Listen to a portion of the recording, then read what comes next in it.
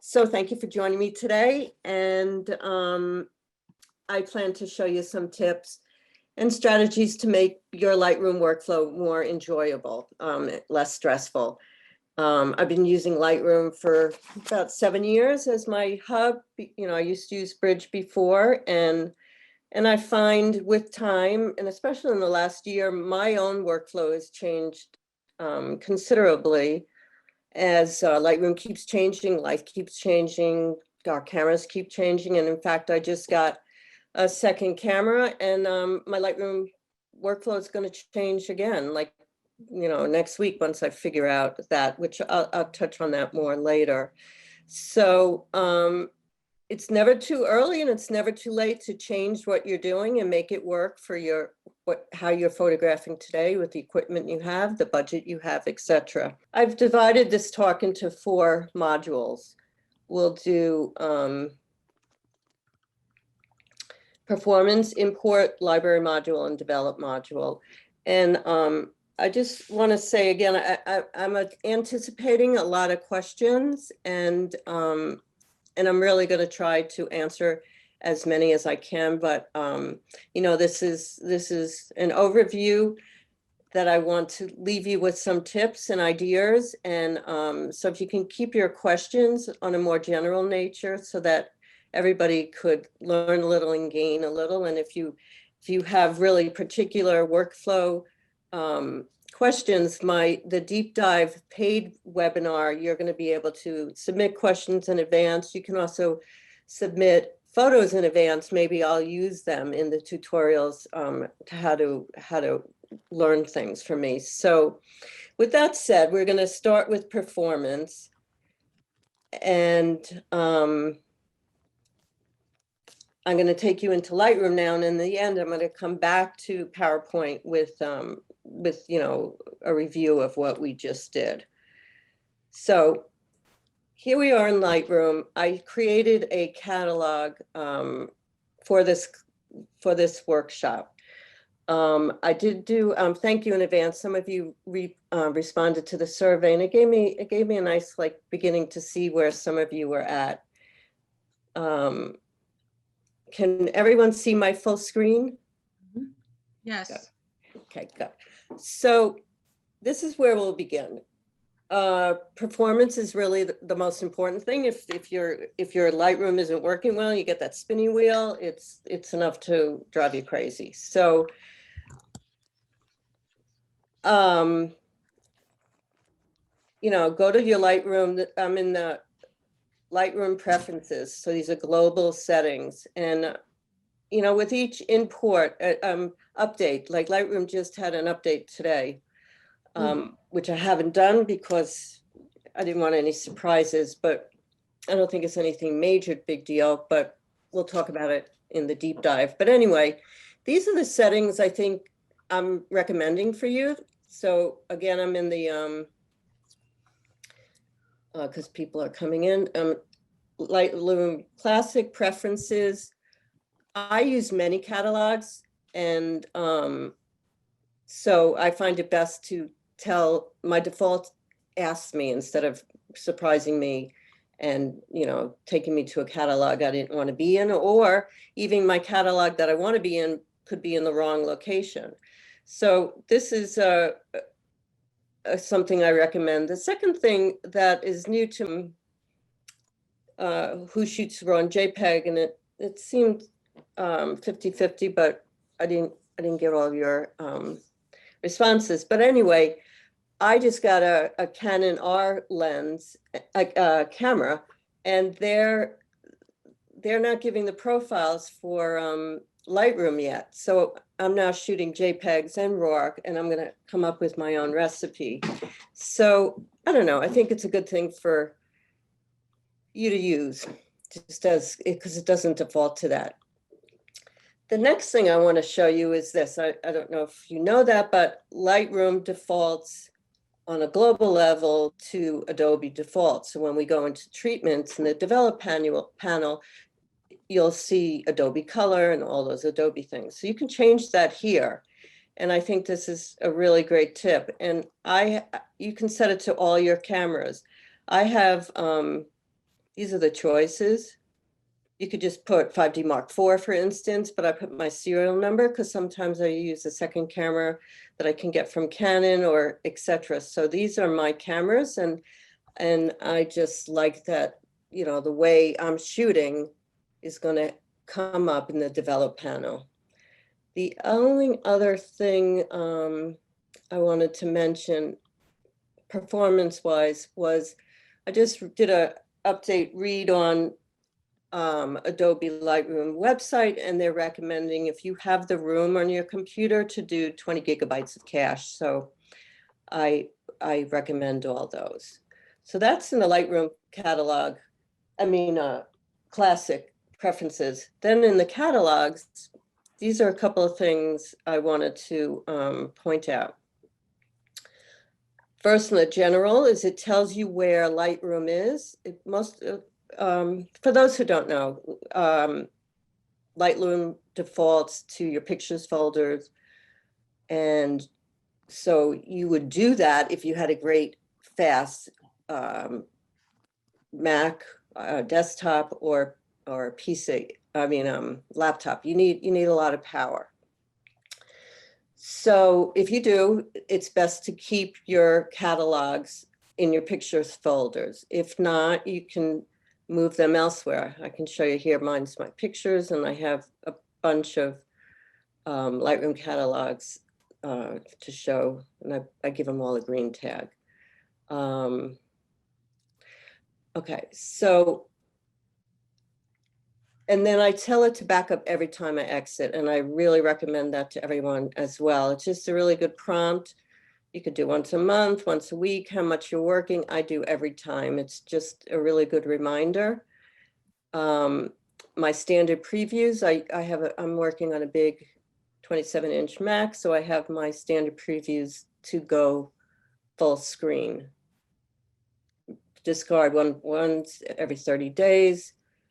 And the other change here that doesn't default that I recommend is to automatically write your changes into the XMP file. So if I make edits here on screen, they'll save. I can bring it into Photoshop or other software I use. So those are those two panels. Then the last one is the backup. To back up with Lightroom, as you all probably know, you have to exit to set the screen. So it defaults to every time because I just showed you I set that. So now the backup folder also defaults to the pictures folder on your hard drive. So I wanted to show you this. And I left it here because I just created the Skillshare backup. So here's the backup. And it makes sense if you're doing Time Machine weekly, so that you'll have your backup on your with next to your catalog. But I lately have been putting my backups in my Dropbox, or I could use one of these many hard drives. So right now, this is my new workflow for 2021 is to stick them in the Dropbox. And then I would definitely check these. It takes a little longer, but you know, you're backing up, you have integrity, and you can, you know, rock and roll. So I'm going to skip this time because I'm not backing up. But now we're back in PowerPoint, and now we can review the tabs that I just talked about, and then I'm going to open it up to some questions. So these are the takeaways on the global Lightroom Classic preference preview. That's a mouthful. Tell it which catalog to open, treat JPEGs as separate photos, set your master your camera serial number so you get you get what you're setting your camera at. And the general tab, make sure your catalog's where you want them to be, set how long you want it to back up. And on the backup strategy, it's good to think of the 3-2-1 mantra. So you want 3 copies of your photos, 2 different types of backup, so 2 different external hard drives. So if you're using like a RAID, that's 1, so you need another external, and then 1 off-site in a cloud. So these are some to consider. I'm using Integro. I think you'll see throughout this webinar, I happen to be a fan of Lacey. I'm that kind of person. I have the same clients for 10, 20 years. I have friends for a long time. And I use lots of different hard drives, but Lacey, for many reasons, is my go-to, and they're really quiet. Anyway, And so Lacey is kind enough to be sponsoring you today. yes, they You are. didn't mention that. Thank you, I did. Rod. Thanks, So Rod. stick around for the raffle too. Okay, go ahead, sorry. Thanks, Rod. No, I'm really glad you said that, because I forgot. And Me too. if there's time, I maybe tell a backstory with Lacey, but I'm thrilled that they're doing this, because I think they're a great company. So anyway, so I use Integro, which is not a cloud, but talking to lots of people, they use Backblaze or Crash Cloud. Those are really popular ones. Their fee, you pay about 100, 120. You can look online. They do offer free trials. Integro's like, I think $40 for me to do it the way I want to do it. Meaning I can back up all different kinds of hard drives. And I use Dropbox and Google Drive. So I'm really comfortable with my setup. It's really a matter of you know, what you're comfortable with, what you need. So with that said, I'm going to pause for some questions. Okay, We have one. Yeah. What's go it? ahead, go ahead. Go ahead, Ellen. Sorry. Oh, okay. Megan has a question. I recently upgraded to an M1 Mac and can only run the latest Lightroom. But sometimes I do editing for someone else and they're still running on an older version and doesn't want to upgrade. I need to upgrade their catalog they send me in order to work on their catalog. Right. Is there a trick to get around this problem? Yeah, I don't know. That's I know that problem. I mean, the only quick workaround I could tell you is to have I mean, if you have a second computer, don't update it.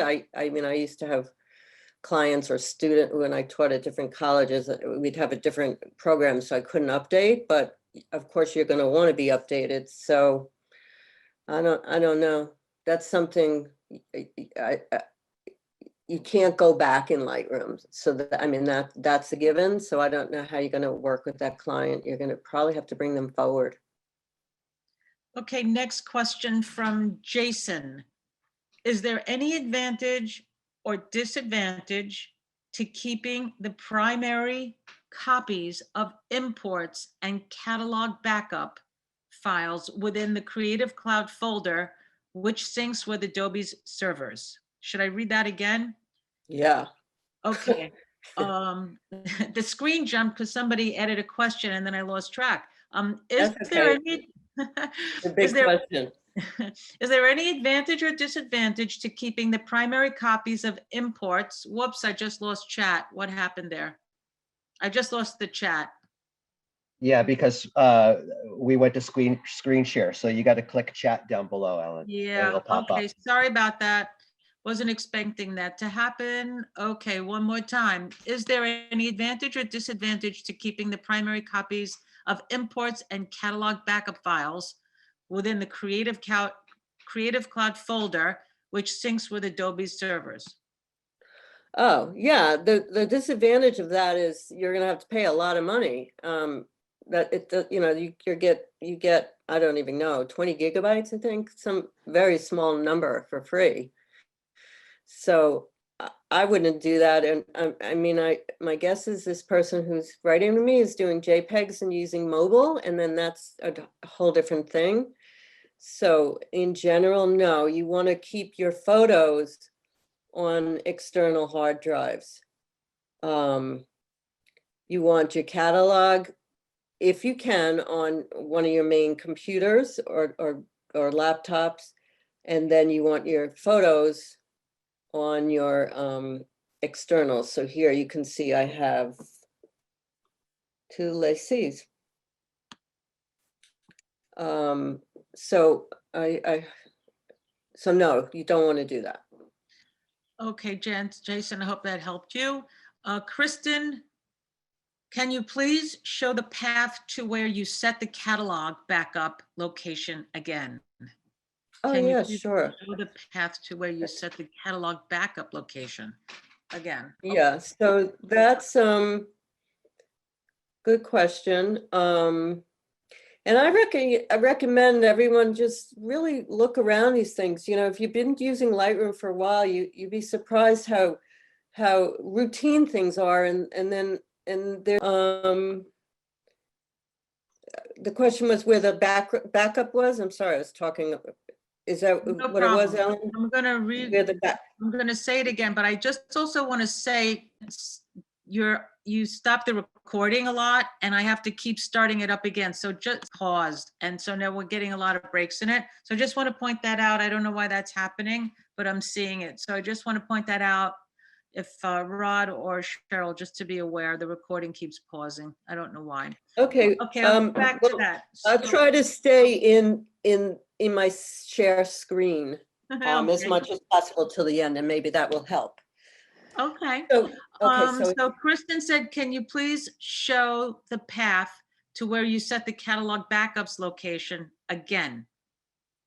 okay, so the backup location, unfortunately, we have to go out of here again, but you're gonna quit, you have to quit to set it up. So I'm gonna say, do you really want to quit? And so for that person asking me, make sure you had first set this to every time. So otherwise you're not going to get the screen. If you set it for every 2 weeks or a month, you're not going to get this. I don't What? mean to interrupt you, but some people are having a hard time really seeing your screen. They think it's a little small. So it's better, instead of pointing, just read what the tab says for those people who can't really see what you pointed to. Okay. Yeah. On a big screen. I'm pointing to, it says backup catalog every time I exit, and then there's a place to choose. Can you see this, Ellen? Oh, I could see, but I can't read anything. It's very tiny, but I know, I Okay, sort of so know it where you says, are. it'll say backup folder, and then there's a big choose that you can ignite, and then you're gonna pick where you want to put it. It defaults to pictures. So I put it in Dropbox, or I could put it in, I have a backup, G Technologies. These are even more Lightroom catalogs I have off my Mac, and you can just put it anywhere. So that's where I hope. Okay, we're gonna move on. Yeah. Yeah. Darrell Ann, why and when do you decide to use multiple catalogs? What is the strategy? That's a good question. And it's funny because if you listen, there's a lot of people teach Lightroom. And a lot of people say use one catalog. And I've been hearing that for a long time. And when I first started Lightroom, I'm the kind of person, if you tell me to use one, I'm going to use 10, because that's just sort of who I am. But for me, I do lots of different photography, and I've been doing photography for a long time. So if I had one catalog,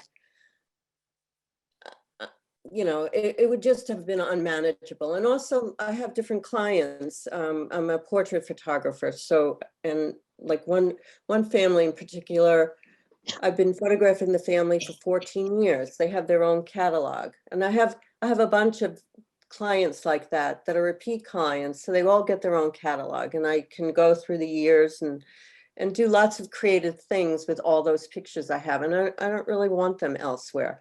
Then I'll have a portrait catalog for the other people that, you know, aren't on the long haul.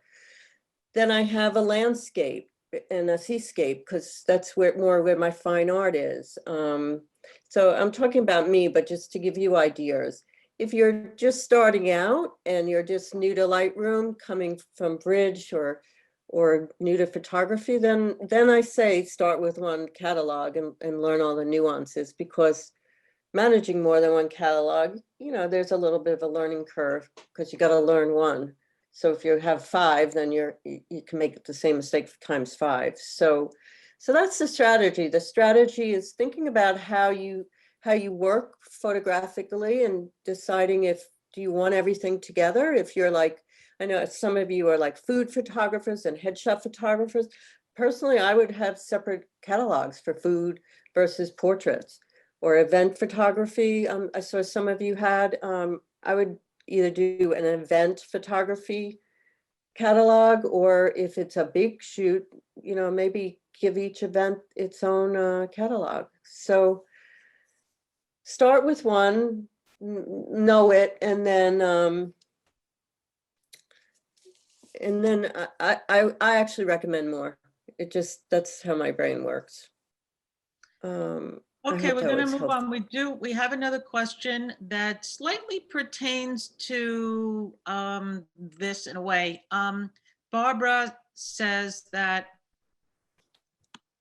well, Barbara, it depends where you saved your original photos, but I'm gonna, you know, this is for Cheryl. So Barbara's saying that she's having a problem in the latest version of Lightroom when she changes, oh, okay, when she changes the name of a folder in Lightroom Classic, the exclamation point pops up because it can't locate the pathway back to that photo. And then once she finds it, Lightroom has to be closed and reopened for this to be corrected. So, Well, let's hold that thought, because I am going to go into import now. So I will talk about that more generally, and we'll see if your question gets answered, because that's really the next slide, which is import, and that's where that folder panel is. So so we should move on, because that's the last. yeah, I'm that's going to a move good on, segue. but yeah, it's a perfect segue, because we're going to go into the import panel, which is the only place the folder panel is, and it's actually a great place. So let's see if I can share my screen without going out and ruining your tape. So let me see. I think I could do this. Okay, so I have to reopen Lightroom because I had to quit to show you where the backup was. But okay, so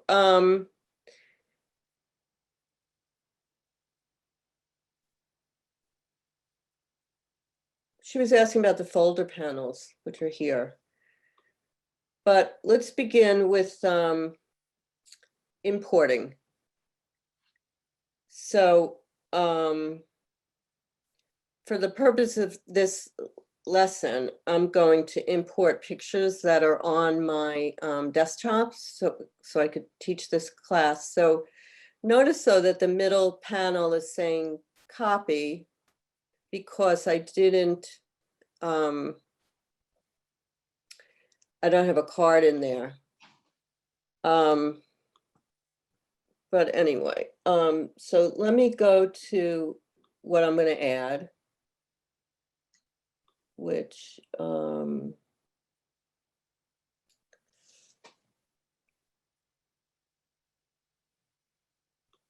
let me just find the file. Sorry, I tried to be here. Okay, so new imports. So you'll notice these are grayed out because they're already in my catalog. Over here, I say don't import suspected duplicates, which I recommend. So these are the images you're importing. These days, I'm not doing a DNG. I can tell you why later, but to keep it brief, I just although it's more neat and tidy because you have your XMP all rolled up in a folder, I'm just finding, I'm working on pictures now that are 10 years old, and it's just easier for me to search for the raw files. So it's just a particular strategy I'm using. So anyway, so I'm not going to copy as a DNG. I'm going to copy these. And this is what I do to have that 3-2-1 backup strategy on the import. I copy them. They're on my desktop. Usually they're on a card. So that's one copy. That's the card. I make a second copy. I have a backup drive that's just devoted to backing up my images. So I'll put it here. And I hope you can see this. So these are the Quag Wildlife Refuge. It's a place I take people on in-person workshops, and a place I go to a lot. It's a beautiful place. So here we are in the import. I put it there as a second copy, and then I recommend you go down the list. But the first thing here is the build previews. I do standard. If you're doing an event shot and you have lots of pictures, then you might want to do embedded in sidecar. They're going to load quicker. Typically, I'll upload a couple hundred at a shot, but I use a card reader, so they go really fast. So I still like the standard 1-to-1. If you have the memory for it, it's fine. But my standards are going to go 1-to-1 because I set that up in the catalog settings that I showed you before. I was going to tell you not to build smart previews. My workflow was always building them, but then with COVID, I was never going anywhere. So I was never without my computer. So my workflow was not building smart previews, but then just funny enough, just the other day, I was working on a project and I had to find this picture that was about 8 years old, and I couldn't find it. And but I had a smart preview. So with a smart preview, you don't need the real file. I was able to print a 4x6 and job was done. So I'm back to saying build smart previews if you have the room. I have a second copy. I'm not going to add to a collection now. I don't rename my files because I don't. It's just I just don't. Develop settings. I don't use develop settings because I'm always doing something different, and I try to work from straight out of the camera to where I want to go. So that's my workflow. I do have a general metadata template that I'll quickly show you. I call it general because I put it on everything unless it's a client. So this is what it looks like. It's my general in 2021. I change it every year. I have a licensing information. I give as much information as possible so that they can find me. And then if it's a job for a client, I use a Getty type of release. I do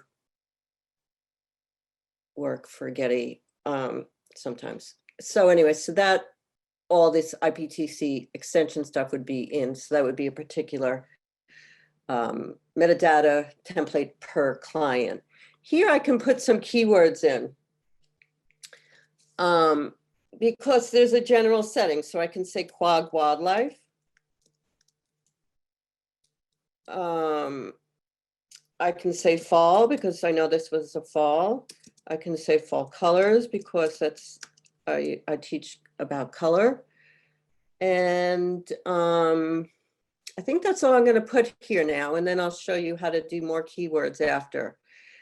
I always organize into one folder, and then it's really important here to put the pictures from, we're going from the Mac desktop, second copy here, first copy goes where I want it to go. If I don't tell it, it's going to go right back onto my Mac.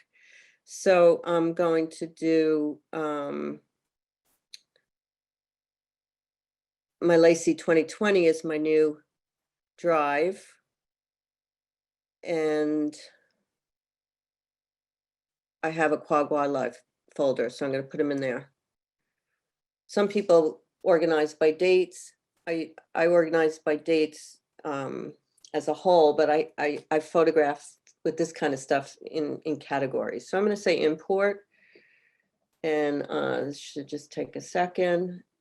And then a couple of more things I'll point out on this panel, and then I'll open it to discussion. So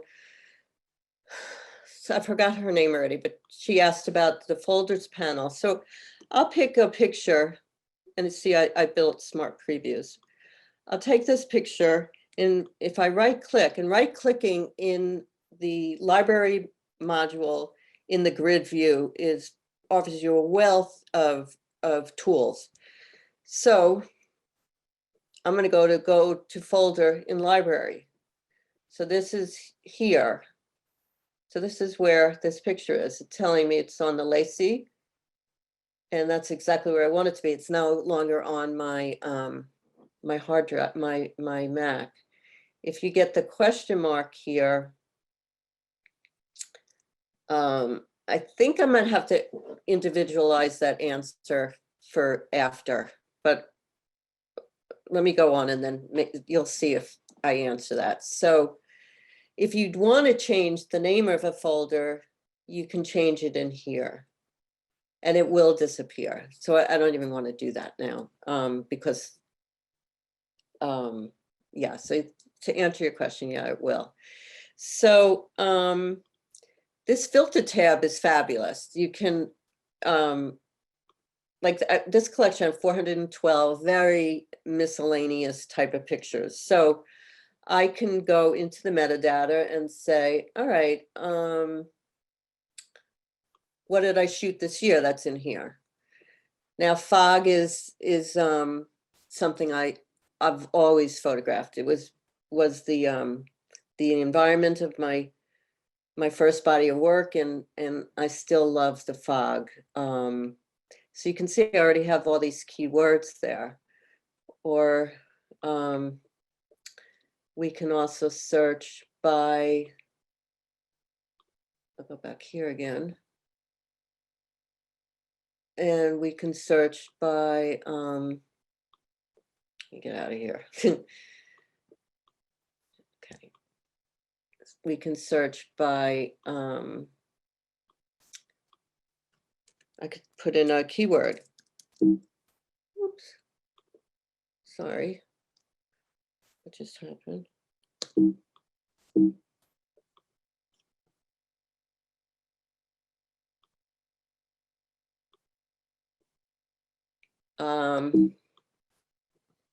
Oh, that never happened before. Sorry, I gotta find everyone.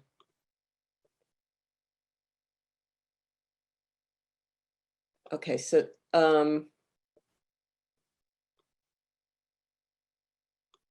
not sure what happened.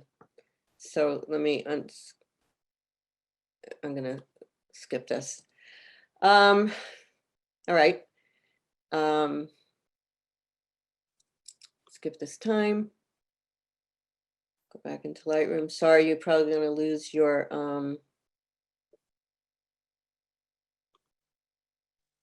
No, it's okay.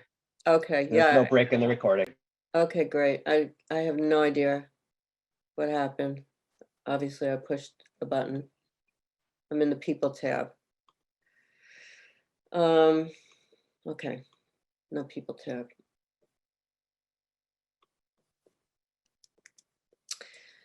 I don't know what happened. See, even I make mistakes. We all can make mistakes. So going back to the metadata tab, I was trying to say, I can check based on,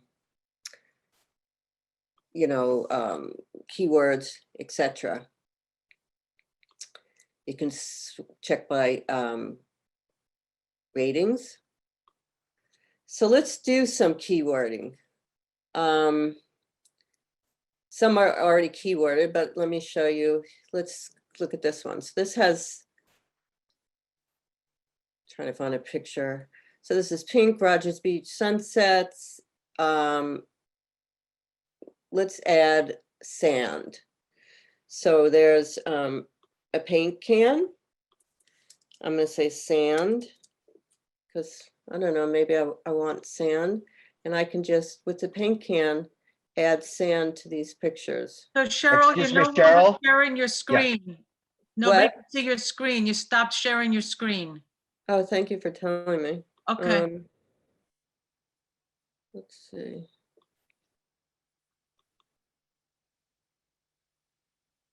Are we there now? Yep. Okay, so what I did was I picked some images and I picked a common denominator, which was sand. And in the grid view, you can just do this. You can paint keywords. I already have pink. I was trying to pick ones that, and that one is clouds, so that doesn't need sand. So I'll erase that. Here we could do blue. So to do blue, you go here, change it. So it's really, you know, I do a lot on color, so colors are meaningful to me.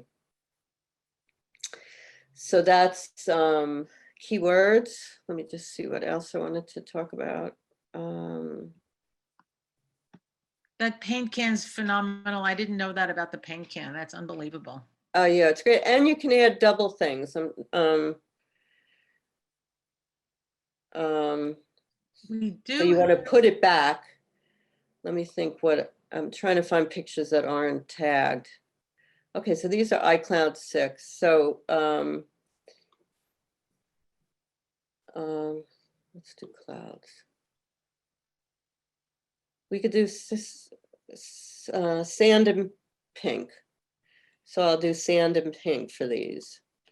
So I'll do sand, comma, pink. And, you know, because these are sand and pink. So this stuff will be helpful later. So you're tapping the photo with the paint can because the photo's not, oh, okay, you're tapping it and it's gently highlighting. That's how you know that it took? That's a good question. You know it took because there's a white border around the picture. Do you see Okay. that? Yep. Here we have, and then you want to put the can back in its place. It's cute, but here these are cherry blossoms. So let's do flowers. So I don't think I did that. I didn't. So we'll do flowers. So you hit the paint can, say flowers, and then of course you can be really particular. These I already did cherry blossoms.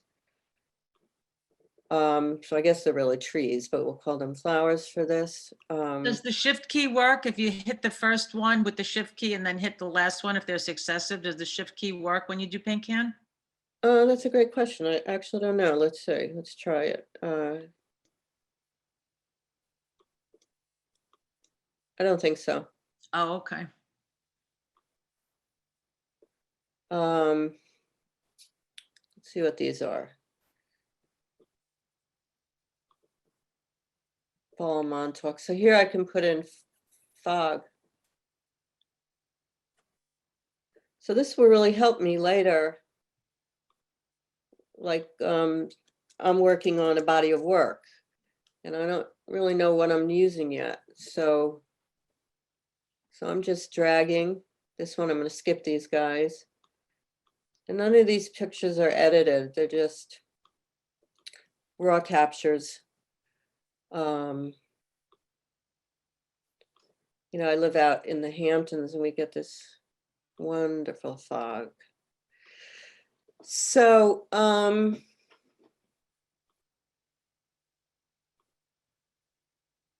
then you can change the size of these too.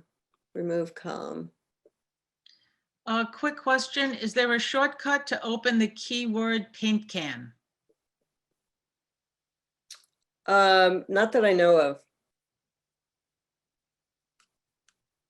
Not that I know of. Okay, that was from Jason. Hey, Jason. So I think that's everything I wanted to, some people asked me in the survey, can you use these presets? And yeah, you can. It's like on the Lightroom will remember what you use. Like you can see here, I have local colors, West Hampton. You know, been doing keywords for a while. So I don't use the quick to develop here, the histogram. You know, we'll talk about that more in develop. So that's what I do in this panel. Oh, you know, the last thing I'll talk about is collections. So we can create a collection. I probably have some here. I do a lot of collections. So let's create a collection for fog. So, so I can make that, I'll just make it a collection for now, and that picked the one I was in. So let's go back to all the pictures, and I can make fog my target collection by right-clicking, set as target collection. So it gives you a little plus sign. And now, every time I hit the B key, I'll start down here because the fog's some more down here. Every time I hit the B key, so B, like the letter B, it's going to add it to my collection. So I don't know if you knew that, but that's a great shortcut. Here I can do the shift key, hold it. I'd selected 6 of them, and I can drag them into the fog. Here I can select them, hit the B key, and move them all in. So now I have some fog pictures. If I want to collect more, I can. And then I can make more collections. Collections would be important if I was, you know, going to explore them more. Say I want to see what's the difference in these pictures are. I'll select 1, 2, 3 and use the survey view. And really, I would probably look first and decide what I like. And because these are foggy and misty, I'd have to go into the develop panel anyway to see if these are any good anyway, you know. Shooting in the fog is a little hit and miss because you know, it's hard to establish a good focus and interest, but I can see that this kind of picture appeals to me. So maybe this is something I'll bring into the develop panel when I switch over to that. So I think that might be it. Again, here's the folder panel. Here's the collections. There is a navigator panel. Don't really use it that much. I'd use this more, fit and full screen. I do use this a lot to see what size my images are, to see, you know, see where I'm starting from on a EXIF level. So with We have that, a question. I'm going to take some questions. Yeah. Yep, we do. We have something that pertains to the current conversation. What do you think of creating keyword categories? For example, in the keyword list, create a keyword Massachusetts, and then within that, one titled Cape Cod that you would then apply to that corresponding group of photos. Yeah, I think that makes sense.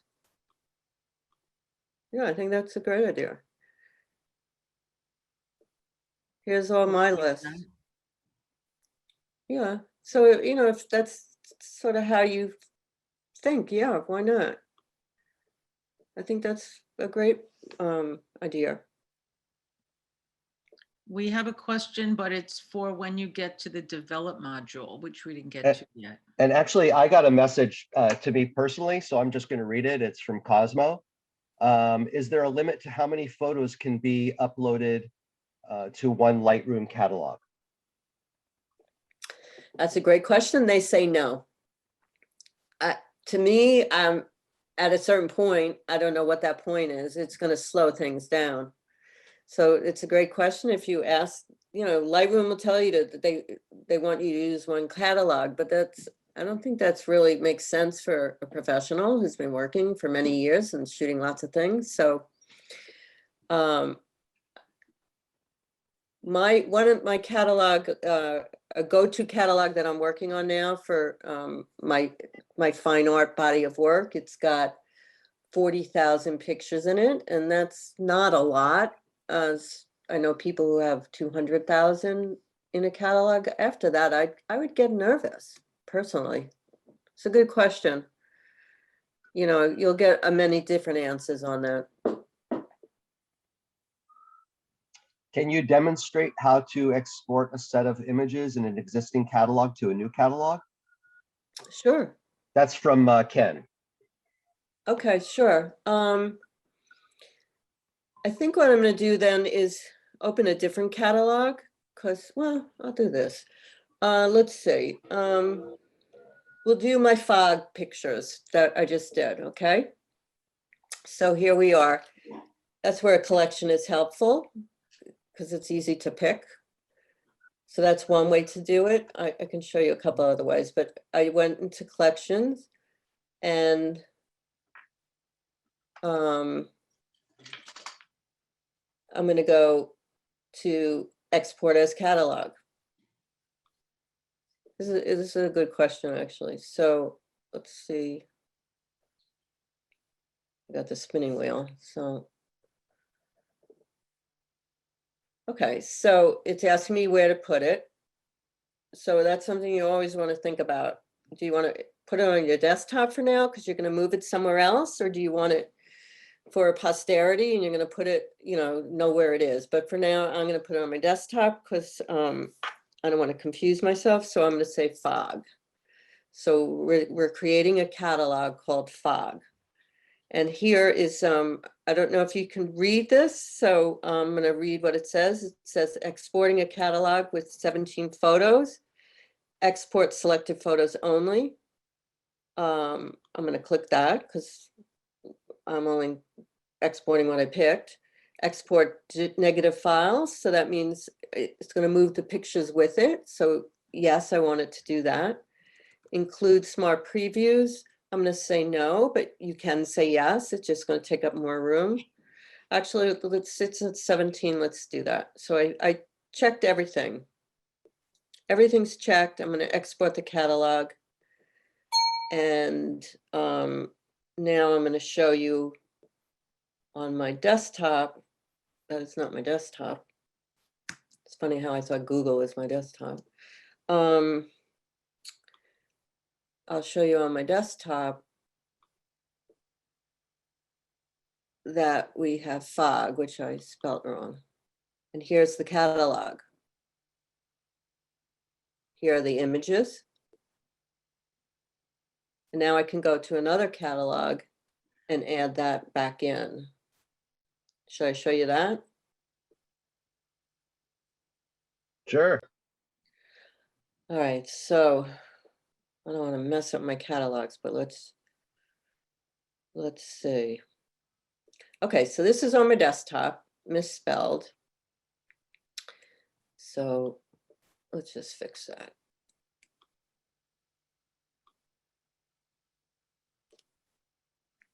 Fuck. Okay, so what I'm going to do is this. I'm going to quit this catalog because I don't want to export it here. It's already in here. So say I decide I want this in my master landscape catalog I've been working on. So I'm going to go Lightroom, quit. Do you really want to quit? Yes. Skip this time.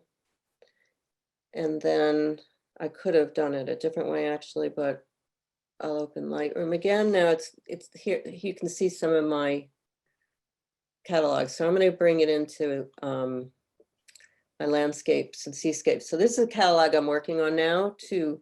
So this is one with close to 40,000 pictures.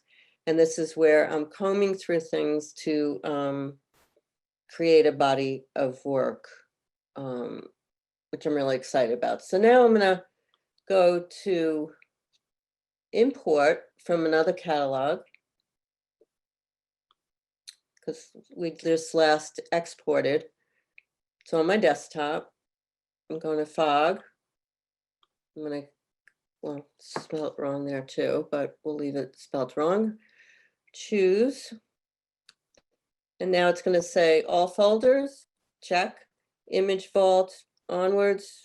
This is where one of the pictures are. Preserve old settings as a virtual copy. Replace non-RAW files only. Replace non-RAW files only. I'm not going to check that. I don't know what that means.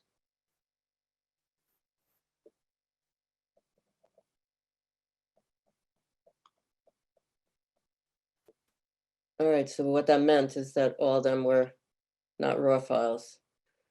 So we can import it again. Let's see what these pictures are. Oh, there's only one RAW file. Well, you know what, I didn't do it right. Huh. So let me go back to the other catalog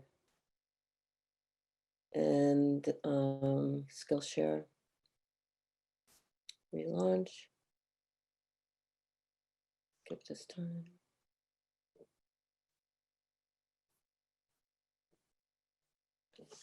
So what I did wrong, it happens when you're teaching, is I only had this one picture selected. So that's why the whole catalog only went with that. So I won't go through the whole thing again, but I'll show you now. I selected them all and I'll go export as catalog and I'll call it fog 2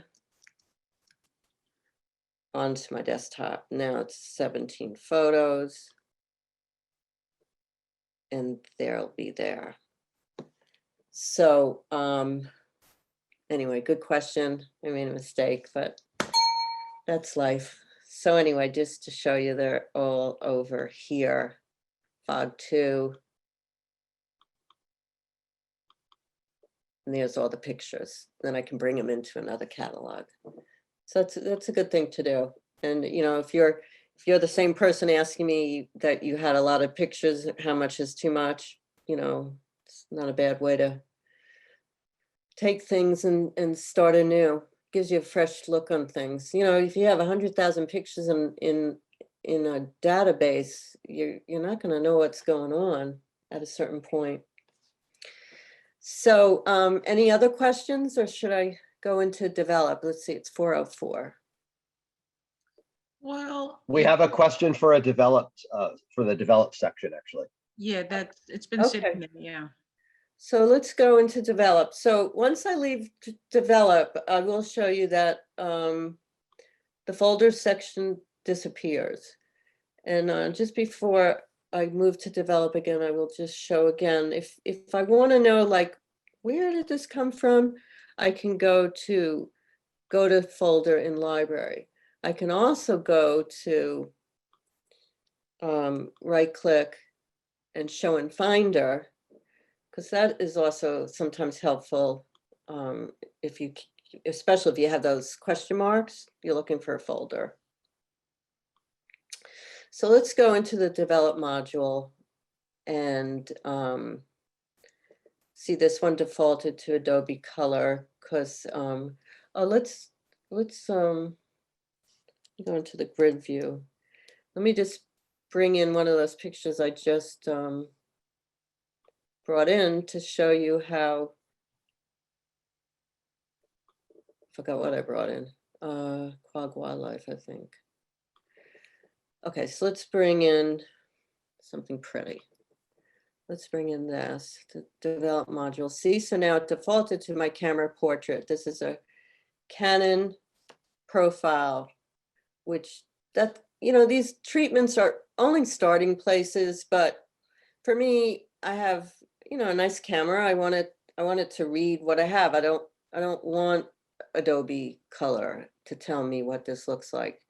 So anyway, there are lots of camera matching profiles, and they're all going to make things a little different. Landscape's obviously going to, you know, make it more vivid, pump up the greens.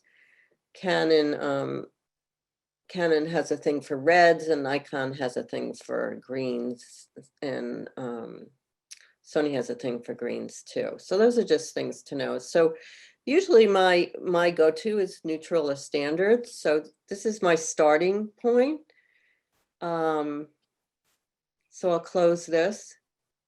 I can look at the histogram.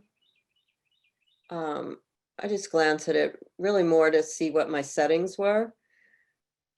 And for the purposes of this webinar, I'm only going to touch on 2 panels here. So it's treatment. The other thing is, if you're going to crop, and there's lots of schools of theory on crop, but if you know you're going to crop before you begin, I would crop before you edit, because, for instance, say I take out that whole big branch, it's going to be less dark, and everything's going to change. But typically I try to compose in camera. So I'm going to keep the crop, but I just wanted to mention that. So I'm going to close that.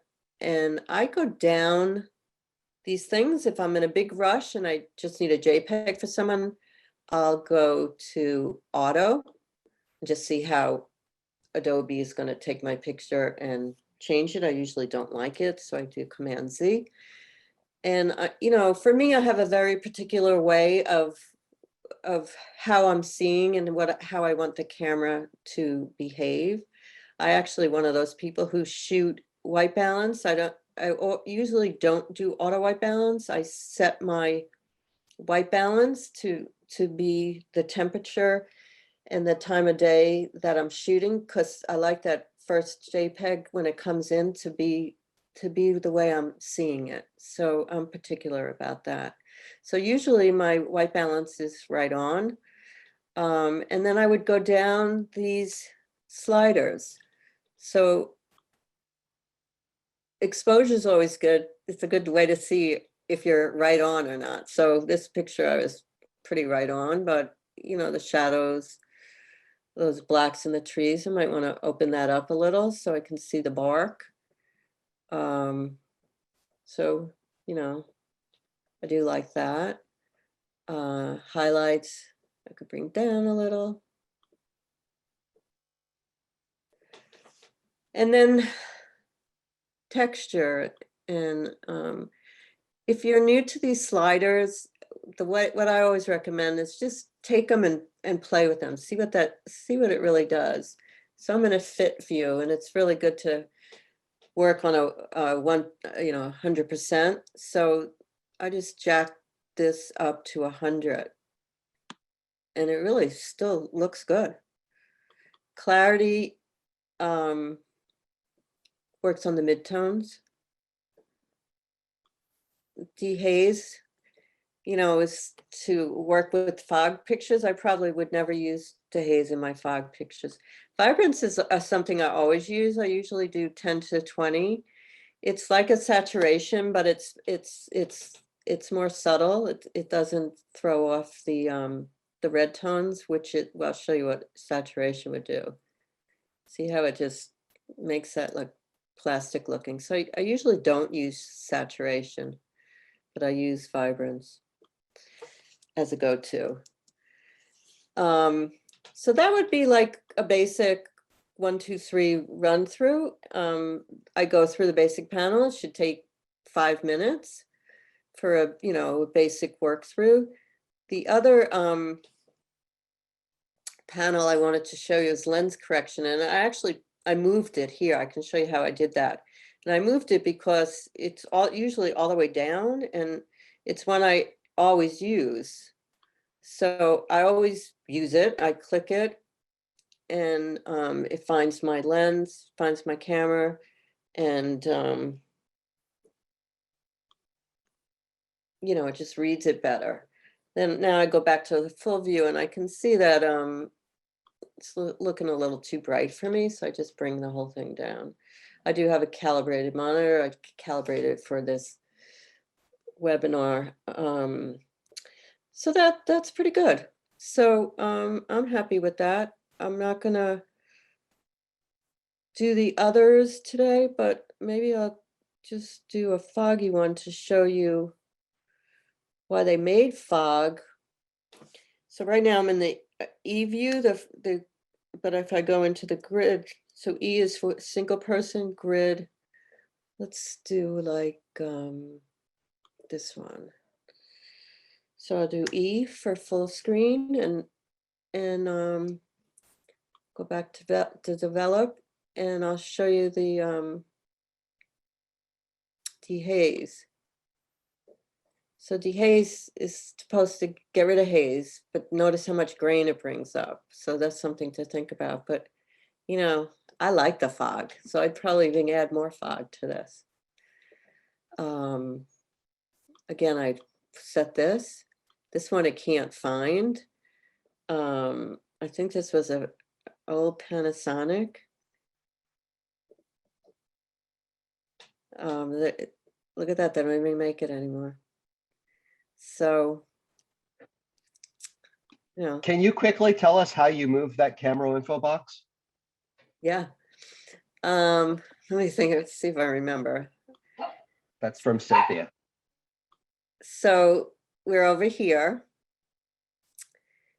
And it was down here, so I'll move it. Let's see if I can remember how.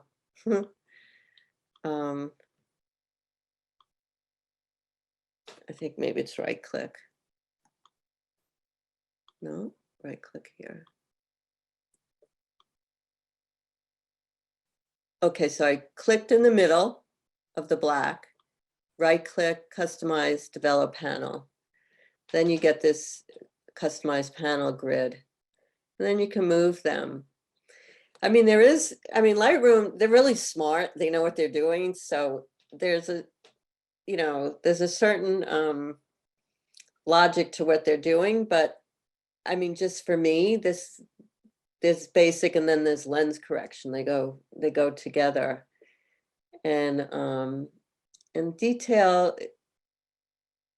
I don't know, that could be something to think about moving. I guess I'll talk about detail, that last one, but let me figure out a picture for that. Let's do my egrets. I take a lot of egret pictures. This is just one I put in the collection. It's certainly maybe not my best, but it just was in the upload. But I'll show you some things here. So, you know, this is fog on purpose. I'm not going to defog it. I like the fog. It's the look I'm going for. But the sharpening, if you hold the Option key while you take the masking key over to the right, I'm going to go all the way over, and I highly encourage people to do that. Just play, because I can release it and go back. So everything white is being sharpened now. And the problem with this at 100%, it's going to create like this halo around that egret. So I'm going to back it back a little to like that. And then the detail is the same thing. Option. You probably can't see on the screen, but this is like a line drawing. It's highlighting the bird. So I don't want to go too much because it'll create like a halo. So I'm going to go to 36%. Sharpening, these are raw files, so you can take it up. I'm going to go to I mean, it's probably pretty sharp as is. But that's that. And then as I'm looking at this picture, I can see that, you know, the horizon's not straight. So I would just take that. And if I say constrain to image and close, I like a more even landscape. So I guess I'll stay here for a minute and look at my egret. Oh, and then I would add the texture. And I don't care if there's grain, and then I can clean that up if I do care about the noise. And so watch how the vibrance just makes that green. That's the color it really was. And then if I don't like the noise up here, I can use the noise reduction. But fog is textural. So let's see if I did my lens correction there. Nope. So that's like a go-to. You always want to do that. So I guess I'll stay in here and see if there's any more questions. And then let's see, we're almost out of time. I think there's just one more thing left. So any questions, or should I? We do have a question that was sitting there from Chris from a little while ago. He says that, or she says that sometimes an image I just edited in Develop module turns darker when I switch to the library module to export. Happens from time to time with a few images and a batch of 500. Not sure why this happens. Well, my guess is if it's graying out, that means it can't find the original file, so it's using a smart preview.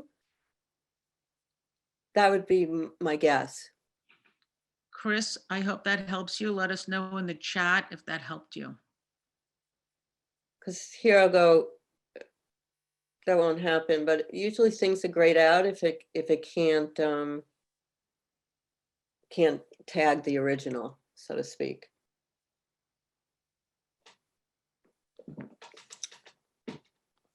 Any other questions? Do you use noise reduction in your camera when you photograph in low light? In camera, no.